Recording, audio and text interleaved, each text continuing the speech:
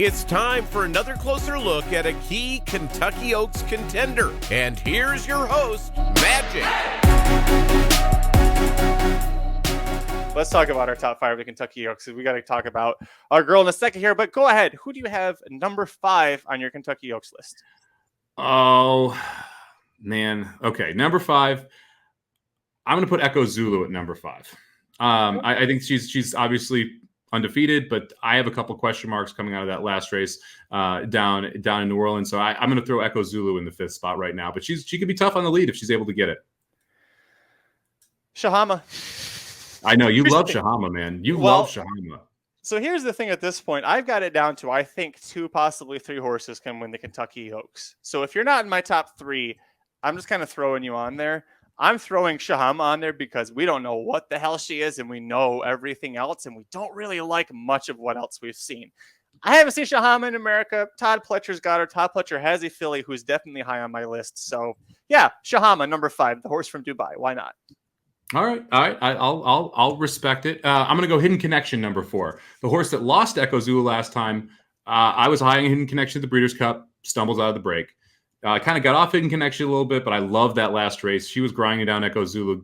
I think Hidden Connection is better suited for the distance. So I'm going to take Hidden Connection in the 4 spot.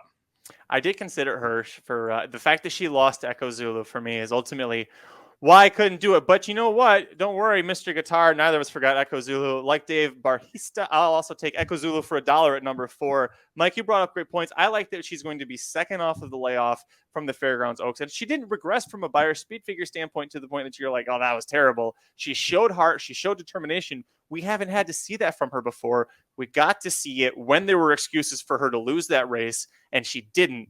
I'm going to take Echo Zulu 4th. I mean, this is to me like one of the more interchangeable. People could make legitimate arguments for 6 horses, or 6 or 7 fillies, and I wouldn't tell you you're crazy. Like I think there's a lot. I think there's more Oaks competitors than there are Derby competitors on the win spot.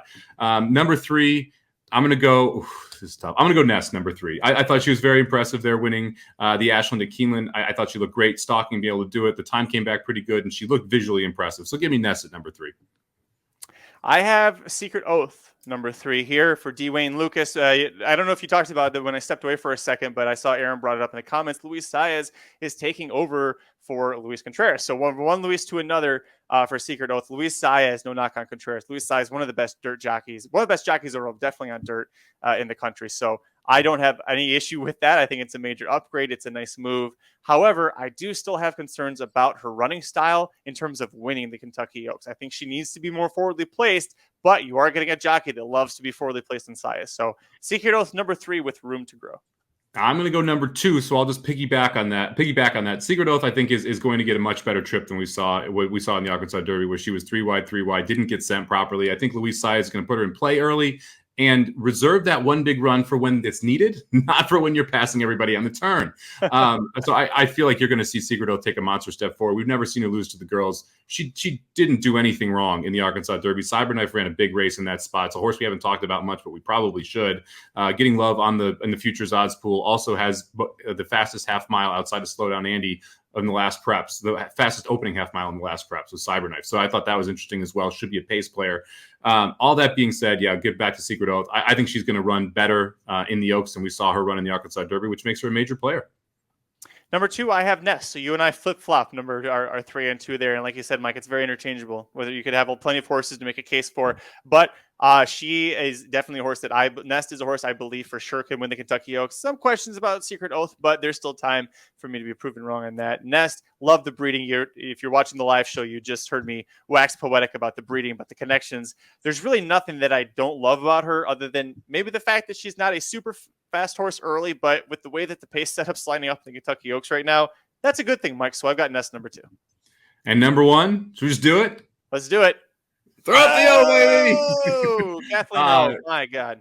She's been my pick for literally months, and I'm not going to get off the Kathleen O train now. I've been talking about this horse ever since she won the Devona Dale, actually before she won the Devona Dale, because I told you better in the Devona Dale.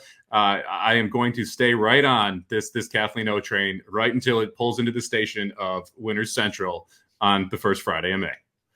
Shug McGahee won this race once before, 1993. Do you know who the horse was? No. I forgot it. I asked somebody to tell us that. You can't ask a trivia question, not know the answer. I want to say the horse's name was Dispute.